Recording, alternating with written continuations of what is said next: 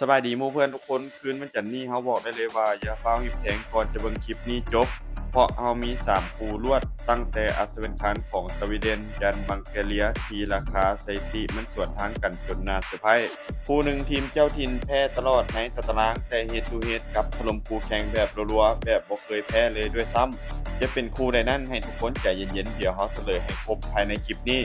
มื้อนี้เรามาเหมือนเดิมกับ3คู่ทีเด็ด คู่แรกจะเป็นออร์ไกจะเปิดบ้านพบกับดูการ์เดนในอัศวินคานของสวีเดนรวมไปถึงอัตมาจะพบกับมัดโมในลีกเดียวกันและยังมีโบเตปโปลิฟจะเปิดบ้านต้อนรับการมาเยือนของโคโลโมทิฟโตเฟียในรายการเฟิร์นโปรเฟสชันแนลปานเตะของลีกบังแกเลียเอามาเริ่มกันเทละคู่ไปเลยคู่ที่1ออร์ไกจะเปิดบ้านต้อนรับการมาเยือนของดูการ์เดนคู่นี้ลงเตะในสนามกำลาอูเรดีที่เมืองโกเทนเบิร์ก ปัจจุบันออร์ไกพวกเขาลั่งอยู่อันดับที่15ส่วนดูการ์เดนปัจจุบันลั่งอยู่อันดับ4ของตารางว่าง่ายๆคือทีมเยือนกำลังอยู่ในโซนที่ลุ้นแชมป์ส่วนเจ้าถิ่นกำลังหนีตกชั้นแบบเลือดตาแทบกระเด็น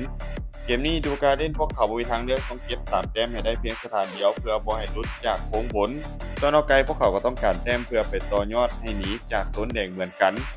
ตอนนี้แหละที่น่าตกใจใน5เกมหลังสุดที่พบกันออร์ไกชนะ4เสมอ1และบ่แพ้สักนัดเลยทั้งที่อันดับในตารางยาการ์เดนพวกเขาดูดีกว่าหลายนี่คือสถิติที่เฮ็ดให้คู่นี้เป็นคู่ที่พิเศษเพราะฟอร์มในปัจจุบันและสถิติในการพบกันส่วนทางกันสุดๆมาที่ฝั่งยูการ์เดนพวกเขามีเกมบุกที่มีค่าเฉลี่ยในการยิงประตูอยู่ที่ 2.4 ประตูต่อนัดเวลาที่ลิ้นนอกบ้านถือว่ามีความดุดันหลาย ส่วนออร์ไกแม้จะเป็นทีมที่มีเกมรับหัวแต่เกมรุกของทีมถือว่าบ่ขี้เหร่จากค่าเฉลี่ยในการยิงประตูอยู่ที่ 1.8 ประตูต่อเกมเมื่อเล่นในบ้านคู่นี้บอกได้เลยว่าน่าจะเป็นเกมที่ยิงกันสนุกมาเบิ่งที่รายงานอาการบาดเจ็บและติดโทษแบนในจุดนี้ทีมงานยังบ่พบรายชื่อนักเตะที่มีอาการบาดเจ็บหรือติดโทษแบนที่ยืนยันอย่างชัดเจนจากชื่อหลักในช่วงใกล้ คาดการณ์ว่าทั้ง2ทีมน่าจะส่งขุมกำลังสุดใหญ่ลงสนามตามปกติและแนะนำให้เช็คไลน์อัพยืนยันก่อนเตะอีกรอบมาเบิ่งที่ทีเด็ดราคาต่อรองออกไกลมีโอกาสชนะอยู่ที่ 23.2% เสมอ 26.5% และดูการ์เด้นชนะ 50.2% ราคาฟันธงทีมเยือนต่อแบบชัดเจนส่วนราคาสูงต่ำในตลาดให้สูงอยู่ที่ 2.5 ประตูสอดคล้องกับสถิติที่ทั้งคู่เฮ็ดประตูกันหลายในช่วงหลัง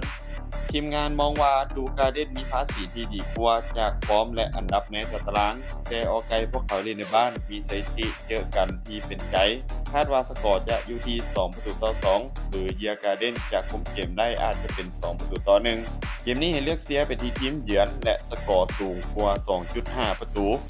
มาตอนที่2ในรายการเดียวกันการพบกันระหว่างคัมมาจะเปิดบ้านต้อนรับการมาเยือนของมัดโม นัดนี้ลงการแข่งขันที่กูดฟอร์เกิลบ้านของอักมาปัจจุบันพวกเขาลั่งอยู่อันดับที่12มี13แต้มส่วนมัดโมลั่งอยู่อันดับ6ด้วยการมี19แต้มมัดโมพวกเขาต้องการเก็บแต้มเพื่อลุ้นขึ้นไปอยู่โซนเทิงของตารางส่วนคัมมาพวกเขาก็ต้องการแต้มเพื่อหนีจากโซนกลางของตารางคะแนนเกมนี้จึงมีความหมายกับทั้งคู่พอสมควรมาเบิ่งสถิติ Head to Head ของทั้ง2ทีมมัดโมบ่แพ้ต่อคัมมาเลยถึง24เกมจาก28นัดหลังสุดที่พบกันสถิตินี้ถือว่าคมกันพอสมควรแต่นัดล่าสุดเป็นมัดโมที่ชนะ1นัดที่เหลือเสมอ2นัดแปลว่าคัมมาพวกเขาเริ่มกลับมาสู้ได้หลายขึ้นจุดที่น่าสนใจอยู่ที่คัมมาพวกเขาเล่นในบ้าน6นัดชนะ4เสมอ1แพ้1เสียเพียงแค่4ประตูเกมภาพของทีมในบ้านถือว่ามีความแน่นหลายส่วนมัดโมพวกเขาเล่นนอกบ้าน6นัดชนะ3เสมอ1แพ้2เสียไปถึง8ประตูมัดโมพวกเขามีฟอร์มการเล่นส่วนหลังมาในฟอร์มเกมบุกที่มีความดุดันบุกไปยิงทีมอื่นแบบถล่มทลายส่วนคัมมาเกมรับของทีมในบ้านต้องยกให้ถือว่าเป็นจุดแข็งหลักถ้าโซนกลางสนามของพวกเขาล็อกได้มัดโมจะบุกยากขึ้นทันทีราคาฟันธงในเกมนี้มัดโมพวกเขาเป็นตัวเล็กน้อยราคาถือว่าสูสีกันหลายบ่มีทีมเต็งอย่างชัดเจนตลาดมองว่าเกมนี้ทั้ง2ทีมน่าจะยิงประตูกันบ่หลายส่วนทางกับสถิติเกมบุกของมัดโมที่ดุดันต้องเบิ่งเกมรับของคัมมาในบ้านเป็นตัวชี้ขาดทีมงานมองว่าคัมมาพวกเขาได้เปรียบในเรื่องเกมรับในบ้านแต่มัดโมพวกเขามีเกมบุกที่ดีกว่าอย่างชัดเจนเกมนี้อาจจะสูสีและจบลงด้วยสกอร์ที่บ่หลายคาดการสกอร์อยู่ที่1ประตูต่อ1หรือ1ประตูต่อ2เอียงไปทางมัดโมมีโอกาสชนะหลายกว่าเกมนี้แนะนำให้เสียไปทางทีมเยือนและสกอร์ต่ำกว่า 2.5 ประตู มาตอนคุย3โบทิฟโฟลิฟจะเปิดบ้านต้อนรับการมาเยือนของโลโคโมทิฟโซเฟียคู่นี้ถือเป็นคู่พิเศษเล็กน้อยเพราะเป็นนัดเปิดสนามใหม่ของเฟิร์สลีกบังเกเลีย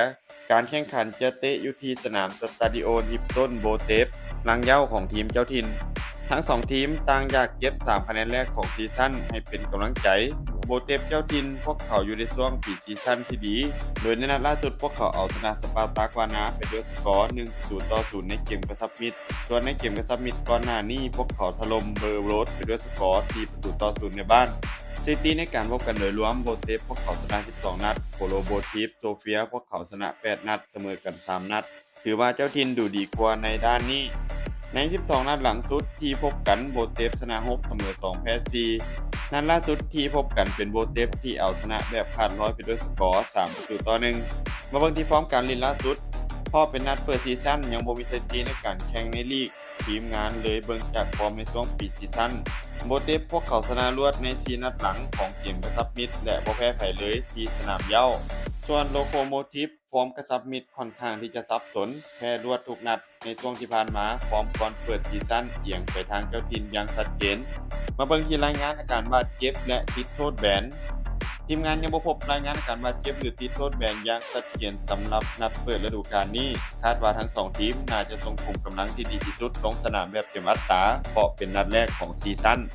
เกมนี้ตลาดให้โบเทฟพวกเขาเป็นตัวเต็งอย่างชัดเจนเมื่อเบิ่งจากสถิติในการพบกันโบเทฟชนะ7จาก15นัดหลังสุดที่เล่นในบ้านเสมอ2และแพ้6ประตูได้เสียเอียงไปทางเจ้าถิ่นราคาต่อรองและสถิติไปทิศทางเดียวกันอย่างชัดเจนเจ้าถิ่นพวกเขาได้เปรียบทางสถิติในการพบกันพร้อมในช่วงปีซีซั่นและแฮงเสียจากการเล่นในบ้านการคาดการณ์สกอร์ที่น่าจะเกิดขึ้นโบเทฟจะเปิดบ้านเฉือนเอาชนะโคโลโบดิฟเป็นด้วยสกอร์2-1ราคาต่อรองในเกมนี้ให้เลือกเสียบไปทางโบทิฟแต่ต้องระวังนัดเปิดซีซั่นความเข้าขากันอาจจะบ่เต็มห้อยส่วนสูงต่ำให้ลิ้นไปทางสูงกว่า 2.5 ประตูเพราะเจ้าถิ่นพวกเขายิงประตูค่อนข้างที่จะสม่ำเสมอในเกมกระซับมิตรที่ผ่านมาโอเคหมู่เพื่อนทุกคนเดี๋ยวเราจะมาสรุปให้ไวๆคู่ที่1ออไก่พบกับดูการ์เด้นราคาเต็งทีมเยือนสถิติในการพบกันเจ้าถิ่นเหนือกว่าเกมนี้เดาผลยากหลายแต่รูปเกมน่าจะเปิดและยิงประตูกันหลายแน่นอนคู่ที่2ขับมาพบกับปัตโมราคาบี้กันสุดๆแม่นไผแม่นในการเล่นเกมรับถือว่าได้เปรียบคู่ที่3โบเตฟพบกับโคโลโมทิฟเจ้าถิ่นพวกเขามาแฮงทางราคาและสถิติในช่วงปีซีซั่นแบบสวยๆทั้งหมดนี้คือการวิเคราะห์จากข้อมูลล่าสุดที่หามาได้บ่มีสูตรสำเร็จเกมลูกหนังเป็นเกมที่เดาได้ยากเสมอใครที่แท้งขอแท้งแบบมีสติอย่าลืมกดไลค์กด Subscribe เพื่อเป็นกำลังใจให้กับทีมงานแล้วก็คอมเมนต์บอกกันแน่ว่าคิดว่าคู่ใดน่าจะพลิกล็อกแล้วเจอกันในคลิปหน้า